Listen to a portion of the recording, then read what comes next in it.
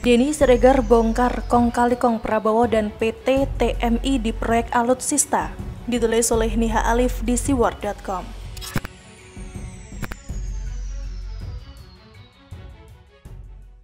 Halo, berjumpa dengan Suara Grace di channel Metropolitik. Masih belum lupa diingatan kita mengenai isu Prabowo menyusupkan orang PKS di salah satu BUMN penyedia alutsista. Kini Prabowo kembali menggegerkan masyarakat dengan temuan adanya pihak swasta yang dilibatkan dalam pengadaan alutsista. Tak tanggung-tanggung, nilai proyeknya tembus di angka 1.760 triliun rupiah. Hal tersebut seperti dibongkar oleh Denny Siregar. Apakah kong kali kong ini untuk menghindari audit KPK dan BPK yang tidak memiliki kuasa pada perusahaan di luar pemerintah?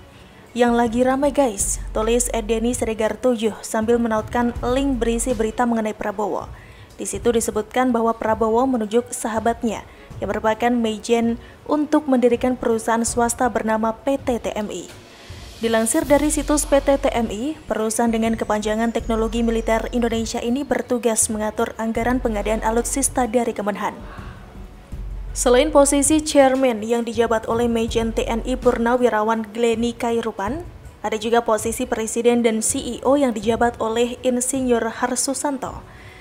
Glenny sempat duduk sebagai anggota Dewan Pembina Partai Gerindra, sebagaimana bersumber dari Media Tempo. Sedangkan Harsusanto pernah menjabat sebagai Direktur Utama PT Barata Indonesia dan Direktur Utama PT PAL Indonesia. Senada dengan pemberitaan PT TMI, seorang pengamat pertahanan juga mengungkapkan ada anggaran janggal tanpa sepengetahuan TNI.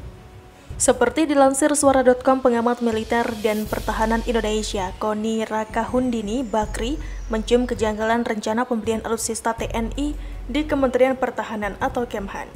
Koni Bakri mengaku sudah mendapat dokumen jika Menhan Prabowo Subianto tengah menyiapkan belanja alutsista TNI senilai 1.760 triliun rupiah pada periode 2020 hingga 2024 yang akan dituangkan ke dalam Perpres. Di sisi lain, kata Koni, rencana itu tidak pernah dikomunikasikan kepada 3 matra TNI, baik Angkatan Darat, Angkatan Laut, dan Angkatan Udara. Adapun spending alutsista ini digenjot setelah tragedi KRI Nanggala 402 dianggap pas menjadi trigger agar TNI mendapatkan alutsista terbaru. Saya sudah pegang kopi rancangan Perpres dari Menhan Prabowo soal pengadaan alutsista periode 2020-2024. Jumlahnya 1.760 triliun rupiah. Saya ulangi, 1.760 triliun rupiah. Dan disebut akan dilakukan hanya dalam waktu 3 tahun, kata Koni dikutip dalam wawancara daring Crosscheck pada Senin 10 Mei 2020 lalu. Angka belanja alutsista itu bagi Koni Bakri benar-benar sangat fantastis.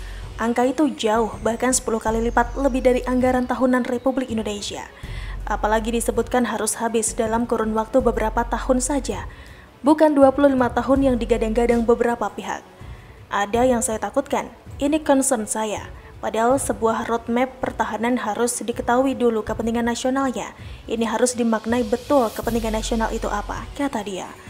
Lebih lanjut, Koni lantas mengurai jika pertahanan Republik Indonesia harusnya bisa berkaca pada sejumlah negara, salah satunya Perancis. Sebagai contoh, Perancis nampak bergerak cepat saat adanya ketegangan di Laut Cina Selatan. Perancis sigap langsung menghitung berapa jumlah pulau yang dia miliki di Kaledonia. Perancis juga langsung bergerak cepat dengan menghitung garis pantai, termasuk berapa jumlah penduduknya di sana. Walau cuma 1.000-an jiwa, Perancis lantas berusaha membentengi diri dengan membangun 5 daerah militer. Presiden Perancis Emmanuel Macron juga menyatakan kalau pihaknya akan bersikap tegas. Jadi bayangkan mereka tarik dulu garis pantainya. Dihitung jumlah orangnya, kemudian dilihat kepentingan Perancis di Laut Pasifik itu apa. Sampai akhirnya memetakan roadmap kekuatan mereka di sana, kata dia. Hal itulah yang dianggapnya juga dilakukan oleh Kementerian Pertahanan Indonesia, yakni memiliki dahulu konsep matang sebelum benar-benar hanya sekedar membeli alutsista. Saya takut ini kebijakannya akan top down, padahal yang harus dilakukan di Kemhan adalah yang saya ceritakan seperti Perancis tadi. Apanya dulu nih, kita mau kemana? Kemhan harusnya concern mau dibawa kemana pertahanan kita, ujar dia. Apalagi dalam isu spending alutsista ini, 3 arsenal TNI, kata dia, tidak pernah dilibatkan sama sekali. Jadi ini gimana sih? Aneh. Mau beli banyak memangnya Kemhan semua yang mau pakai alutsista-alutsista itu? TNI itu harus dilibatkan, tutur Koni. Berita ini memang menggemparkan, seakan menjadi balasan perlakuan PDIP pusat ke Ganjar. Betapa menyakitkannya melihat seorang Ganjar yang merupakan kader setia PDIP menjadi gubernur yang baik di Jateng selama 2 periode harus dijegal dari ambisi untuk jadi presiden. Padahal Prabowo yang bakal diusung PDIP berpasangan dengan Puan sebagai wakilnya tidak luput dari kasus korupsi besar.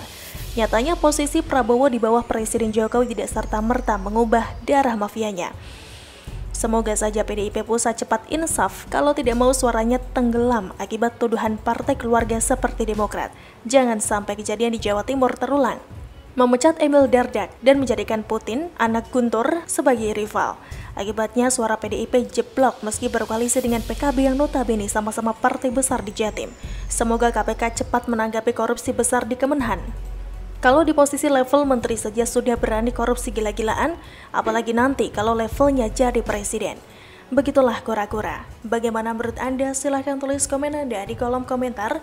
Jangan lupa untuk like, subscribe, dan share. Grace pamit, sampai jumpa.